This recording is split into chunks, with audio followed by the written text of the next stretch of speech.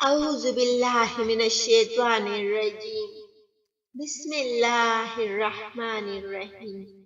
السلام علیکم ناظرین، میں لو اسلام چینل سے مخاطب ہوں۔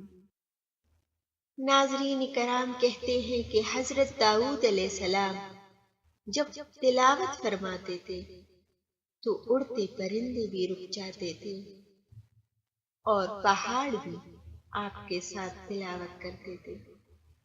آئیے آج حضرت داؤد علیہ السلام کی تلاوت کلام پاک کے بارے میں معلوم کرتے ہیں۔ بنی اسرائیل کی رشد و ہدایت کے لیے اللہ تعالیٰ نے حضرت داؤد علیہ السلام کو منتخب فرمایا اور انہیں زبور کا تحفہ عطا کیا۔ زبور حمد و ثناء کبریائی سے معمور تھی۔ حضرت داؤد علیہ السلام کو ایک معجزہ بھی عطا ہوا تھا۔ آپ مکمل زبور کی تلاوت اتنی مختصر مدت میں کر لیتے تھے کہ جتنی دیر میں گھوڑے پر زین کسی جاتی ہے۔ یوں آپ کا یہ معجزہ حرکت زبان سے تعلق رکھتا ہے۔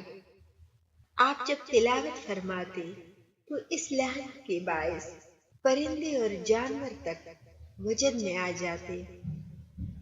اللہ تعالیٰ نے آپ کو ترتیل کا حکم عطا کیا تھا، جس کے باعث پہاڑ اور پرندے ان کی خوشلحان کرت میں آواز سے آواز ملا کر پڑھنے پر مجبور ہو جاتے۔ آپ کی آواز میں وہ نرمی، مٹھاس اور ایسا اثر تھا کہ شجر کو بھی متاثر کرتا تھا۔ ہوا میں اڑتے ہوئے پرندے رک جاتے۔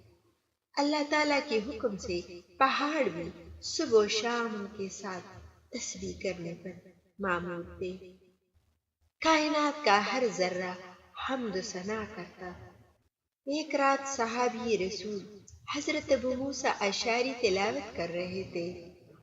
رسول کریم صلی اللہ علیہ وآلہ وسلم دیر تک سنتے رہے، پھر خاموش ہو کر فرمایا، آج مجھے لحن داؤد علیہ السلام کا کچھ حصہ مل گیا ہے۔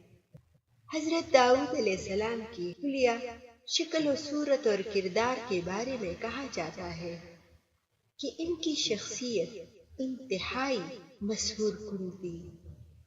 حسین و متناسب خد و خال کی بنا پر دیکھنے والوں کو بھلے لگتے تھے۔ سرخ سفید رنگت نیلی آنکھیں لوگوں کو متاثر کرتی تھی۔ وہ ایک باوقار شخصیت کے مالک تھے۔ سبحان اللہ۔ ناظرین کرام، میں امید کرتی ہوں کہ آپ کو حضرت داؤد علیہ السلام کا یہ قصہ پسند آیا ہوگا۔ آپ اپنا بہت سارا خیال رکھیے گا، اپنی دعاؤں میں مجھے بھی یاد رکھیے گا اور چینل کو لائک اور سبسکرائب کرنا نہ بھولیے گا۔ بامان خدا۔